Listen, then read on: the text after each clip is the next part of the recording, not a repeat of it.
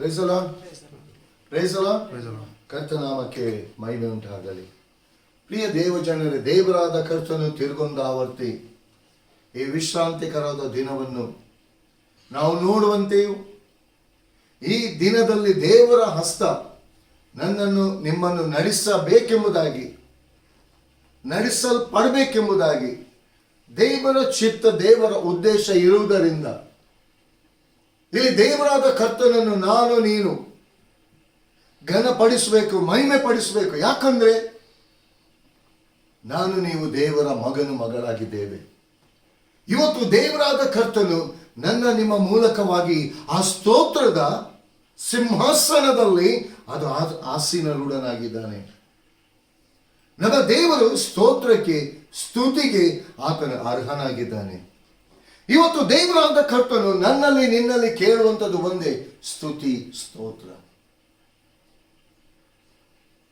ನಿನ್ಗೆ ಇಷ್ಟು ಲಕ್ಷ ಕೊಟ್ಟೆ, ಇಷ್ಟು ಸಾವಿರ ಕೊಟ್ಟೆ, ಇಷ್ಟು ಕೋಟಿ ಕೊಟ್ಟೆ, ಆರೋಗ್ಯ ಕೊಟ್ಟೆ, ಅದು ಕೊಟ್ಟೆ, ಇದು ಕೊಟ್ಟೆ, ಅದಕ್ಕೆ ನನ್ನೇನು ಕೊಡ್ತಿ ಎಂಬುದಾಗಿ ದೇವರಾದ ಕರ್ತನು ಅನ್ಯರಂತೆ ಆತನು ಕೇಳುವಂತ ದೇವರಲ್ಲ ರೀ.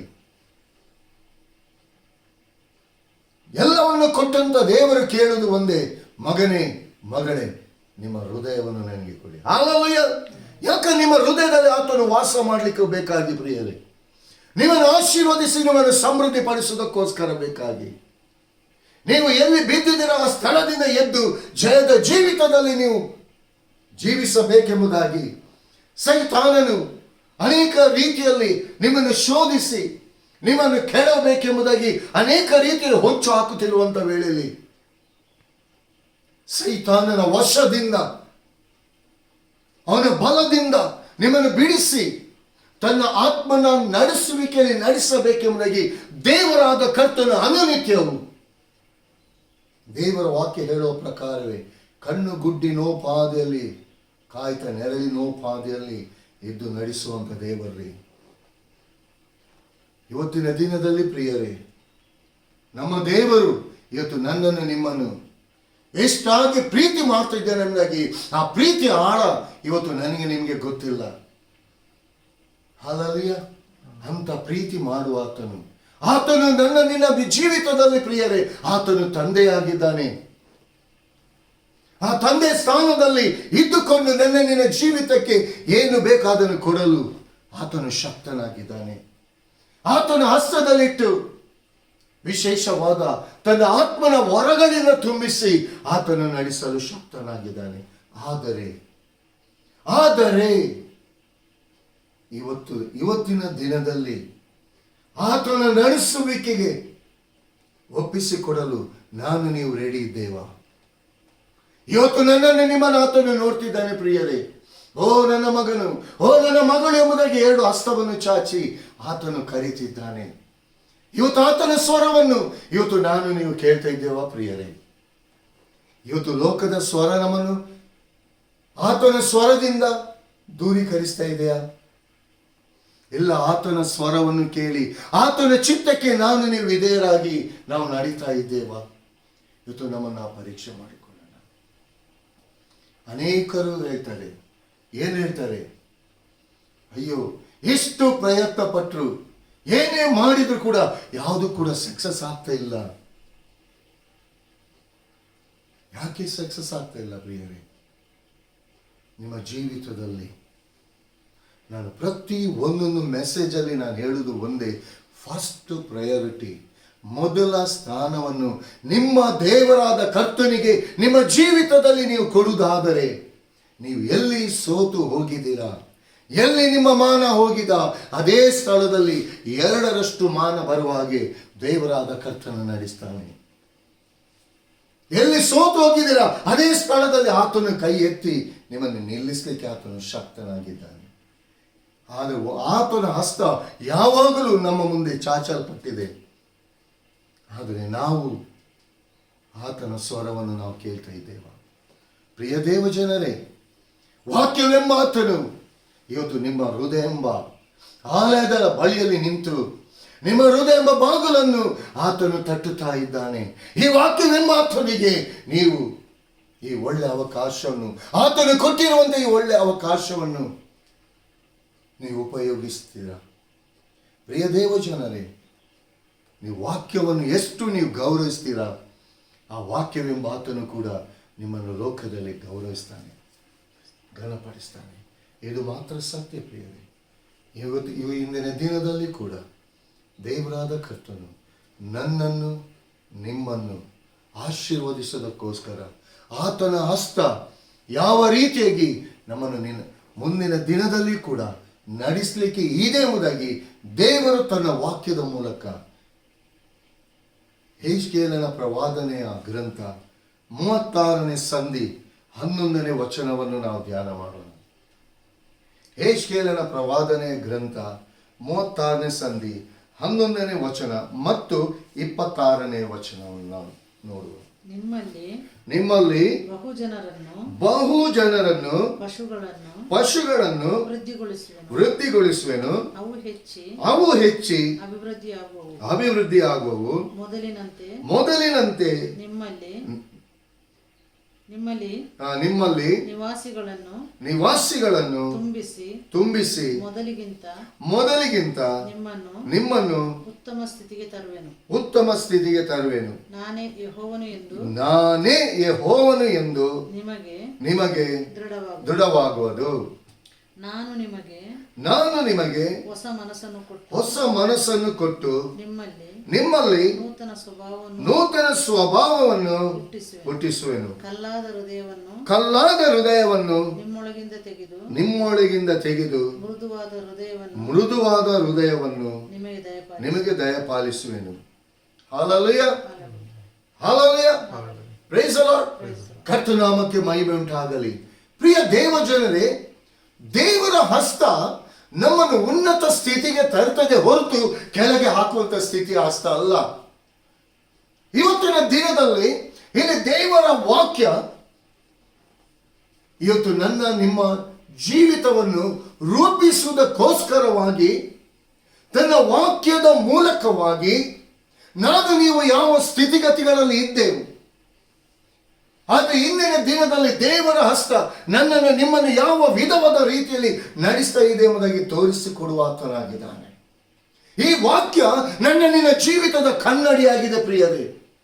ನಾನು ನೀವು ಕನ್ನಡಿಯ ಮುಂದೆ ನಿಂತುಕೊಂಡು ನಾವು ಯಾವ ರೀತಿಗೆ ನಾವು ಹೊರಡ್ತೇವೋ, ನಮ್ಮನ್ನು ನಾವು ಸಿದ್ಧಪಡಿಸಿಕೊಳ್ತೇವೋ, ಅದೇ ರೀತಿಯಾಗಿ ದೇವರ ವಾಕ್ಯ ನಮ್ಮ ಜೀವಿತವನ್ನು ಕ್ರಮಪಡಿಸಿ ಸಿದ್ಧಪಡಿಸುವಂಥದ್ದಾಗಿದೆ. ಹಲ್ಲೆಲೂಯಾ. ನಾವು ಲೋಕದ ಮುಂದೆ ನಾವು ಹೋಗುವಾಗ, ವಾಕ್ಯವೆಂಬಾತನನ್ನು ನಾವು ಹಿಡ್ಕೊಂಡು ಮುಂದೆ ಹೋಗುವಾಗ, ನಾನು ನೀನು ಯಾರೆಂಬುದಾಗಿ ಲೋಕ ನೋಡುವಂತೆ ವಾಕ್ಯವೆಂಬಾತನು ನನ್ನ ನಿನ್ನ ಮೂಲಕ ಚಲಿಸಿ ಆತನು ತೋರಿಸಿಕೊಡುವ ಆತನಾಗಿದ್ದಾನೆ. ಇವತ್ತು ನನ್ನ ನಿಮ್ಮ ಸಮೃದ್ಧಿ ಲೋಕದ ಜನರಿಗೆ ಅದು ಹೊಟ್ಟೆ ಕಿಚ್ಚಿನಿಂದ ತುಂಬಿರಬಹುದು.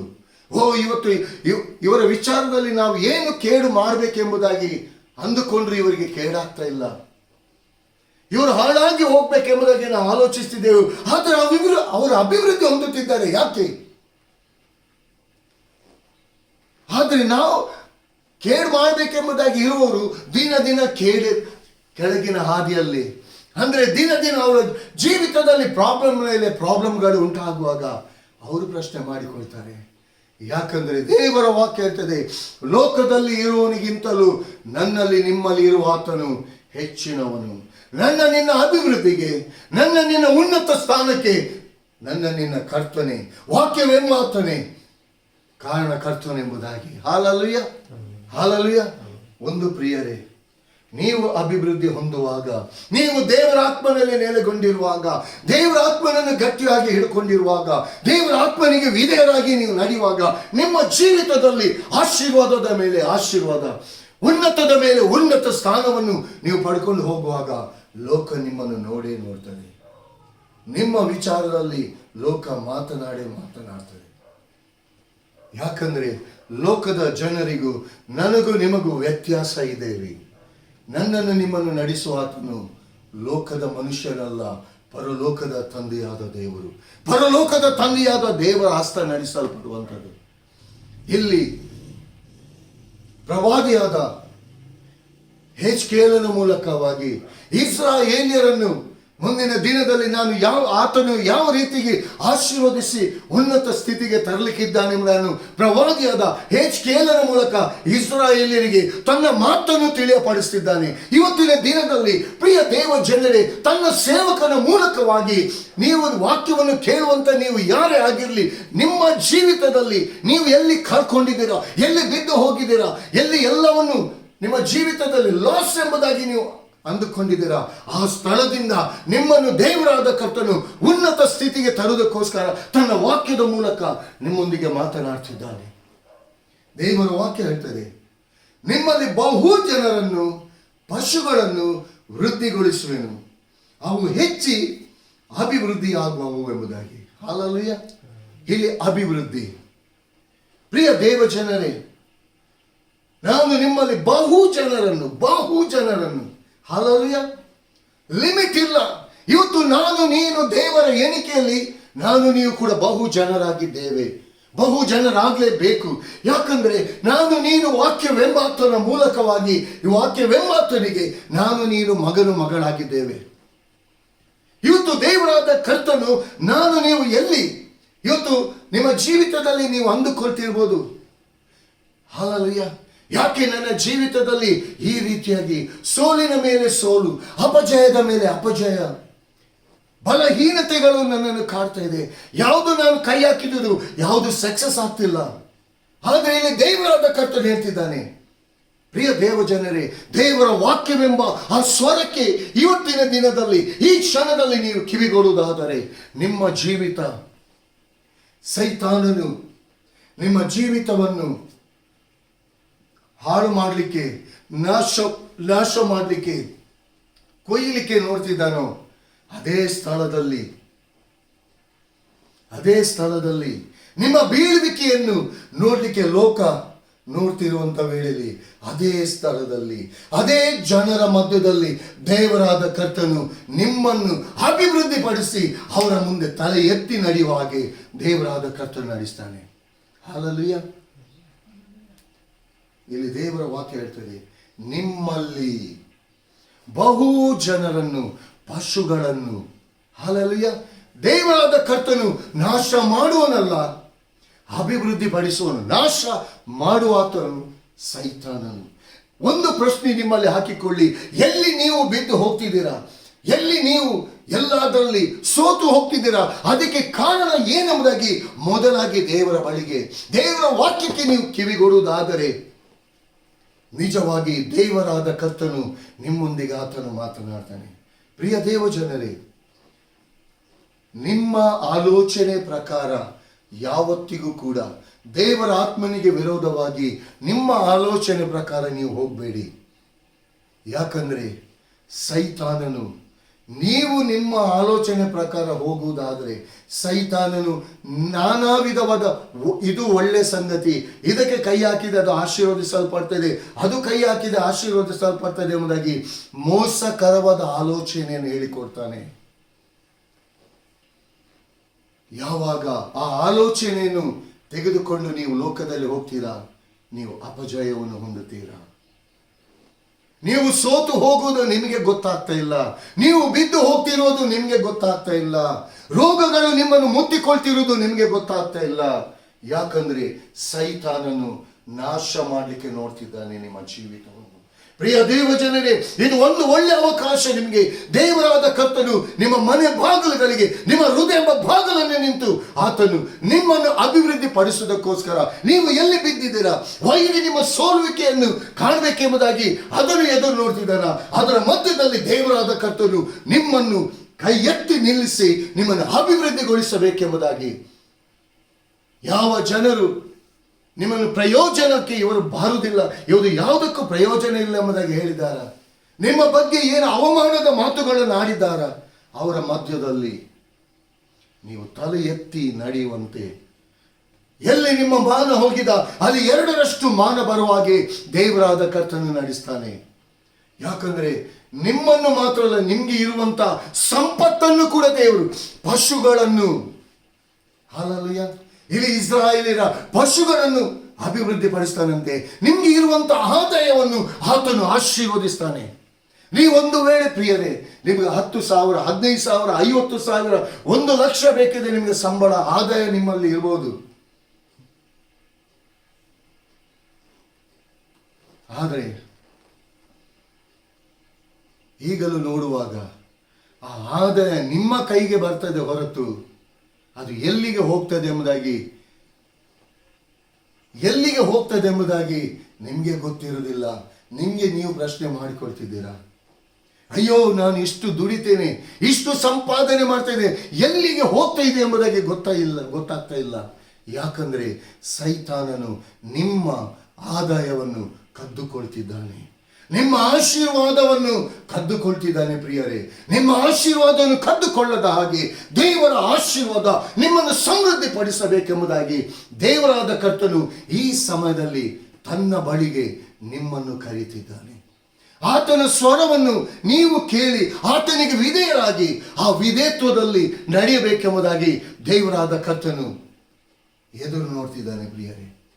ಪ್ರಿಯ ದೇವ ಜನರೇ, ಒಂದು ಕ್ಷಣ ದೇವರ ಸ್ವರವನ್ನು ನೀವು ಕೇಳುವುದಾದರೆ, ಇಲ್ಲಿ ದೇವರ ವಾಕ್ಯ ಹೇಳ್ತದೆ, ಪಶುಗಳನ್ನು ವೃದ್ಧಿಗೊಳಿಸುವೆನು, ಅವು ಹೆಚ್ಚಿ ಅಭಿವೃದ್ಧಿ ಆಗುವು, ಮೊದಲಿನಂತೆ ನಿಮ್ಮಲ್ಲಿ ನಿವಾಸಿಗಳನ್ನು ತುಂಬಿಸಿ ಮೊದಲಿಗಿಂತ ನಿಮ್ಮನ್ನು ಉತ್ತಮ ಸ್ಥಿತಿಗೆ ತರುವೆನು. ಹಾಲೆಲೂಯ. ನಿವಾಸಿಗಳನ್ನು ತುಂಬಿಸ್ತೇನಂತೆ ಅಂದ್ರೆ ಏನು ಪ್ರಿಯರೇ? ನಿಮ್ಮಲ್ಲಿ ನಿವಾಸಿಗಳನ್ನು ತುಂಬಿಸ್ತೇನೆ, ಮೊದಲಿಗಿಂತ ನಿವಾಸಿಗಳನ್ನು ನಿಮ್ಮನ್ನು ತುಂಬಿಸ್ತೇನೆ ಎಂಬುದಾಗಿ. ನಿಮ್ಮನ್ನು ಎಲ್ಲರೂ ಕೈ ಬಿಟ್ಟಿರ್ಬೋದು, ಕುಟುಂಬದವರು, ಒಂದು ವೇಳೆ ತಂದೆ ತಾಯಿ ನಿಮ್ಮನ್ನು ಕೈ ಬಿಟ್ಟಿರ್ಬೋದು, ನೆಂಟರಿಸ್ತರು ನಿಮ್ಮನ್ನು ಕೈ ಬಿಟ್ಟಿರ್ಬೋದು, ಸಭೆ ನಿಮ್ಮನ್ನು ಕೈ ಬಿಟ್ಟಿರ್ಬೋದು, ನಿಮ್ಮ ವಿಷಯದಲ್ಲಿ ನೆಗೆಟಿವ್ ಮಾತನಾಡ್ತಿರ್ಬೋದು, ನಿಮ್ಮ ಹೃದಯದಲ್ಲಿ ನೀವು ಅಳುತ್ತಿರ್ಬೋದು, ಅಯ್ಯೋ ದೇವರೇ ನನ್ನನ್ನು ಎಲ್ಲರೂ ಕೈ ಬಿಟ್ರಲ್ಲ ಎಂಬುದಾಗಿ. ಆದರೆ ಇಲ್ಲಿ ದೇವರಾದ ಕರ್ತನೆ ಹೇಳ್ತೇನೆ, ನಿವಾಸಿಗಳನ್ನು ತುಂಬಿಸ್ತೇನೆ. ನಿನ್ನನ್ನು ಚೀತು ಎಂಬುದಾಗಿ ಯಾರು ಉಗ್ದಿದಾರ, ನಿನ್ನ ವಿಷಯದಲ್ಲಿ ನೆಗೆಟಿವ್ ಯಾರು ಮಾತನಾಡಿದಾರ, ನಿಮಗೆ ವಿರೋಧವಾಗಿ ಯಾರು ಕೈ ಚಾಚಿದಾರ, ನಿಮಗೆ ವಿರೋಧವಾಗಿ ಯಾರು ಮಾತನಾಡಿದಾರ, ಅವರನ್ನೇ ನಿಮ್ಮ ಬಳಿಗೆ ದೇವರಾದ ಕರ್ತನು ತರ್ತಾನೆ. ಯಾಕೆ? ನಿಮ್ಮನ್ನು ಅಭಿವೃದ್ಧಿ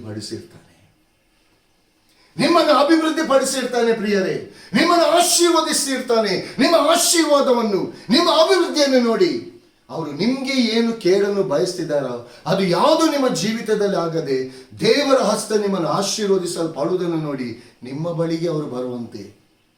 ಹಾಲೆಲೂಯಾ. ಅದು ಮಾತ್ರವಲ್ಲದೆ ನಿಮಗೆ ಗುರುತು ಪರಿಚಯ ಇಲ್ಲದವರು ನಿಮ್ಮನ್ನು ಹುಡುಕಿಕೊಂಡು ನಿಮ್ಮ ಮನೆ ಬಾಗಿಲಿಗೆ ಬರ್ತಾರೆ. ಯಾಕಂದರೆ ದೇವರಾದ ಕರ್ತನು ಎಲ್ಲರ ಮೂಲಕ ನಿಮ್ಮನ್ನು ಸ್ಥಾಪಿಸ್ತಾನೆ. ಇವರು ನನ್ನ ಮಗನು, ನನ್ನ ಮಕ್ಕಳು, ನನ್ನ ಮಗಳು ಎಂಬುದಾಗಿ ದೇವರಾದ ಕರ್ತನು ಸ್ಥಾಪಿಸ್ತಾನೆ.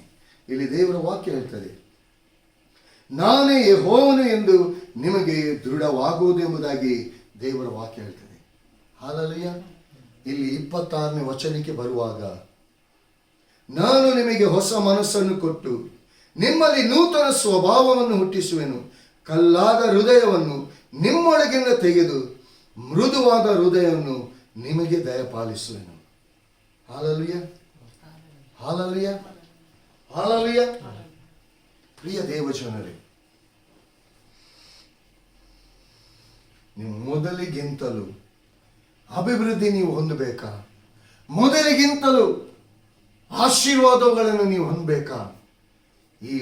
ನೀವು ಆಶೀರ್ವಾದ ಹೊಂದಬೇಕಾದರೆ, ನೀವು ಮೊದಲಿಗಿಂತ ಅಭಿವೃದ್ಧಿ ಹೊಂದಬೇಕಾದರೆ ದೇವರ ಹಸ್ತ ನಿಮ್ಮೊಂದಿಗೆ ಇರಬೇಕು.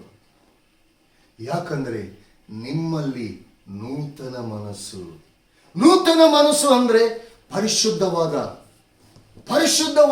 ಮನಸ್ಸು, ಅಂದರೆ ದೇವರಾದ ಕರ್ತನನ್ನು ಪ್ರೀತಿಸುವಂತ ಹೃದಯ. ಹಾಲೆಲೂಯಾ. ಇನ್ನೊಬ್ಬರಿಗೆ ಕೇಡು ಬಯಸುವಂತ ಹೃದಯ ಅಲ್ಲ, ಇನ್ನೊಬ್ಬರಿಗೆ ಮೋಸ ಮಾಡುವಂತ ಹೃದಯ ಅಲ್ಲ, ಇನ್ನೊಬ್ಬರಿಗೆ ಬೇಡವಾದ ಮಾತುಗಳನ್ನು ಆಡುವಂತ ಮನಸ್ಸುಗಳಲ್ಲ. ಅದು ನಮ್ಮ ದೇವರಲ್ಲಿ ಇಲ್ಲ. ನಮ್ಮ ದೇವರಲ್ಲಿ ಇರುವಂಥದ್ದು ಎಲ್ಲರನ್ನು ಪ್ರೀತಿ ಮಾಡುವಂಥ ಹೃದಯ. ಆ ಹೃದಯ ನಿಮಗೆ ದಯಪಾಲಿಸಿ ಕೊಡ್ತೇನೆ ಎಂಬುದಾಗಿ ದೇವರಾದ ಕರ್ತನು ತಿಳಿಯಪಡಿಸ್ತಿದ್ದಾನೆ. ಹಾಲೆಲೂಯಾ. ಕಲ್ಲಾದ ಹೃದಯವನ್ನು ತೆಗೆದು ಮೃದುವಾದ ಹೃದಯ. ಹಾಲೆಲೂಯಾ. ಒಂದು ಸಮಯದಲ್ಲಿ, ನಿಮ್ಮ ಬೀಳ್ವಿಕೆ ಸಮಯದಲ್ಲಿ, ನೀವು ಸೋತು ಹೋದಂಥ ವೇಳೆಯಲ್ಲಿ ಯಾರು ಬೇಡ, ದೇವರೇ ಬೇಡ ಎಂಬುದಾಗಿ ನಿಮ್ಮ ಹೃದಯ ಕಲ್ಲಾಗಿರ್ಬೋದು. ಯಾವುದು ಬೇಡ, ಎಲ್ಲವನ್ನು ನಾನು ಕಳ್ಕೊಂಡಿದ್ದೇನೆ. ಆದರೆ ದೇವರ ವಾಕ್ಯ ಹೇಳ್ತದೆ, ನಿಮ್ಮನ್ನು ಆಶೀರ್ವದಿಸಿ ಆ ಕಲ್ಲಾದ ಹೃದಯವನ್ನೇ ನಾನು ಮೃದುಪಡಿಸ್ತೇನೆ. ಹಾಲೆಲೂಯಾ. ಎಲ್ಲರನ್ನು ಪ್ರೀತಿ ಮಾಡುವಂತ ಆ ಹೃದಯ, ನೂತನ ಹೃದಯವನ್ನು ನಾನು ನಿಮಗೆ ಅನುಗ್ರಹಿಸಿ ಕೊಡ್ತೇನೆ ಎಂಬುದಾಗಿ ದೇವರಾದ ಕರ್ತನು ಈ ನೂತನ ಹೃದಯ ನಿಮ್ಮಲ್ಲಿ ಉಂಟಾಗುವುದಾದರೆ ನಿಮ್ಮ ಜೀವಿತದಲ್ಲಿ ನೀವು ಕೈ ಹಾಕುವಂತ ಪ್ರತಿ ಒಂದೊಂದು ಕೆಲಸ ಕಾರ್ಯಗಳು ಅದು ಆಶೀರ್ವದಿಸಲ್ಪಡ್ತದೆ. ಒಂದು ವೇಳೆ ನೀವು ಸ್ಟೂಡೆಂಟ್ ಆಗಿರ್ಬೋದು, ಒಂದು ವೇಳೆ ನೀವು ಜಾಬ್ ಅಲ್ಲಿ ಇರ್ಬೋದು, ಒಂದು ವೇಳೆ ನೀವು ಪ್ರಾಯಸ್ಥರಾಗಿರ್ಬೋದು, ಯಾರೇ ನೀವು ಆಗಿರಲಿ, ಆದರೆ ದೇವರ ಹಸ್ತ ಅದು ಒಂದೇ ಆಗಿರ್ತದೆ. ಒಂದೇ ವಿಧವಾದ ರೀತಿಯಲ್ಲಿ ನಿಮ್ಮನ್ನು ಎಲ್ಲಿ ನೀವು ಬಿದ್ದು ಹೋಗಿದ್ದೀರಾ ಆ ಸ್ಥಳದಿಂದ ನಿಮ್ಮನ್ನು ಎತ್ತಿ ನಿಲ್ಲಿಸಲಿಕ್ಕೆ. ಪ್ರಿಯ ದೇವ ಜನರೇ, ಒಂದು ವೇಳೆ ದೇವರ ಸೇವಕರ ಮೂಲಕ ನಿಮಗೆ ವಾಗ್ದಾನಗಳು ಬಂದಿರಬಹುದು, ಆ ವಾಗ್ದಾನಗಳು ನೆರವೇರಲಿಕ್ಕೆ ತಡ ಆಗ್ತಿರ್ಬೋದು. ಒಂದು ವೇಳೆ ದೇವರಾದ ಕರ್ತನು ಅದನ್ನು ಯಾಕೆ ತಡ ಮಾಡ್ತಿದ್ದಾನೆ ಎಂಬುದಾಗಿ ನೀವು ಗುಣಗುಟ್ಲಿಕ್ಕೆ ಹೋಗಬೇಡಿ. ದೇವರು ಒಂದು ಉನ್ನತವಾದ ಪದವಿಗೆ, ಉನ್ನತವಾದ ಸ್ಥಾನಕ್ಕೆ ದೇವರು ನಿಮಗೆ ನಡೆಸಲಿಕ್ಕಿದ್ದಾನೆ. ನಿಮ್ಮನ್ನು ಪರೀಕ್ಷಿಸಿರ್ತಾನೆ. ದೇವರಾದ ಕರ್ತನಿಗೆ ವಿರೋಧವಾಗಿ ನಿಮ್ಮ ತುಟಿಗಳೆಂಬ ಕದಗಳನ್ನು ತೆರೆಯಬೇಡಿ. ದೇವರಾದ ಕರ್ತನಿಗೆ ಸ್ತುತಿ ಗೀತೆಗಳ ಮೂಲಕ, ಸ್ತುತಿ ಆರಾಧನೆ ಮೂಲಕ ದೇವರಾದ ಕರ್ತನನ್ನು ನೀವು ಘನ ಮಹಿಮೆ ಪಡಿಸುವುದಾದರೆ, ಪ್ರಿಯ ದೇವ ಜನರೇ, ನೀವು ಇದ್ದಂಥ ಸ್ಥಿತಿಯಲ್ಲಿ ಇರಲ್ಲ. ದೇವರ ವಾಗ್ದಾನಗಳು ನಿಮ್ಮ ಜೀವಿತದಲ್ಲಿ ಅದು ನೆರವೇರ್ತದೆ. ಸೈತಾನನ ವಾಗ್ದಾನಗಳು ನೆರವೇರದ ರೀತಿಯಲ್ಲಿ ಅನೇಕ ಶೋಧನೆಗಳನ್ನು ತಂದಾಕ್ಬೋದು, ಅನೇಕ ಕಷ್ಟಗಳನ್ನು ತಂದಾಕ್ಬೋದು, ಅನೇಕ ಬಲಹೀನತೆಗಳನ್ನು ತಂದಾಕ್ಬೋದು. ಆ ಸಮಯದಲ್ಲಿ ಸೋತು ಹೋಗಬೇಡಿ ಪ್ರಿಯರೇ. ದೇವರ ಹಸ್ತ ನಿಮ್ಮನ್ನು ಪ್ರೊಟೆಕ್ಟ್ ಮಾಡೇ ಮಾಡ್ತದೆ. ಸೈತಾನನ ಕಾರ್ಯ ಅಲ್ಪವಾದದ್ದು, ಆದರೆ ದೇವರ ಕಾರ್ಯ ನಿತ್ಯ ನಿರಂತರವೂ ಇರುವಂಥದ್ದಾಗಿದೆ. ನಿಮ್ಮ ಜೀವಿತದಲ್ಲಿ ನಿತ್ಯ ನಿರಂತರ ಕಾರ್ಯ ನಡಿಬೇಕಾದರೆ ಜೀವ ಸ್ವರೂಪನಾದ ಆ ತಂದೆಯಾದ ದೇವರನ್ನು, ವಾಕ್ಯವೆಂಬಾತನನ್ನು ನಿಮ್ಮ ಹೃದಯದಲ್ಲಿ ಇಟ್ಟುಕೊಳ್ಳಿ. ಕಲ್ಲಾದ ಹೃದಯ ಮಾಡಿಕೊಳ್ಬೇಡಿ. ಮೃದುವಾದ ಹೃದಯ ಆಗುವುದಕ್ಕೋಸ್ಕರವಾಗಿ ದೇವರ ಹಸ್ತಕ್ಕೆ ನಿಮ್ಮನ್ನು ನೀವು ಒಪ್ಪಿಸಿಕೊಡಿ. ಲೋಕದ ಯಾವ ಸ್ವರವನ್ನು ಕೇಳಲಿಕ್ಕೆ ಹೋಗಬೇಡಿ. ಲೋಕದ ಸ್ವರ ನಿಮ್ಮನ್ನು ಮೋಸಕ್ಕೆ ನಡೆಸ್ತದೆ, ಆದರೆ ದೇವರ ಸ್ವರ ನಿಮ್ಮನ್ನು ಉನ್ನತ ಪದವಿಗೆ ನಡೆಸ್ತದೆ, ಉನ್ನತ ಸ್ಥಾನಕ್ಕೆ ನಡೆಸ್ತದೆ. ಪ್ರಿಯರೇ, ಈ ವಾಕ್ಯವನ್ನು ನೀವು ಕೇಳುವಂತ ನೀವು ಯಾರೇ ಆಗಿರಲಿ, ಎಷ್ಟೋ ಜನರು ಈ ವಾಕ್ಯದ ನಿಜಾಂಶವನ್ನು ತಿಳಿಯದೆ ಇರುವುದರಿಂದ ಇವತ್ತು ಸೋತು ಹೋಗ್ತಿದ್ದಾರೆ. ನೀವು ನೋಡುವುದು ಮಾತ್ರವಲ್ಲದೆ, ನೀವು ಕೇಳುವುದು ಮಾತ್ರವಲ್ಲದೆ, ಅನೇಕ ಜನರಿಗೆ ಈ ವಾಕ್ಯವನ್ನು ಶೇರ್ ಮಾಡಿ, ಒಬ್ಬರಿಂದ ಒಬ್ಬರು ಶೇರ್ ಮಾಡಿ.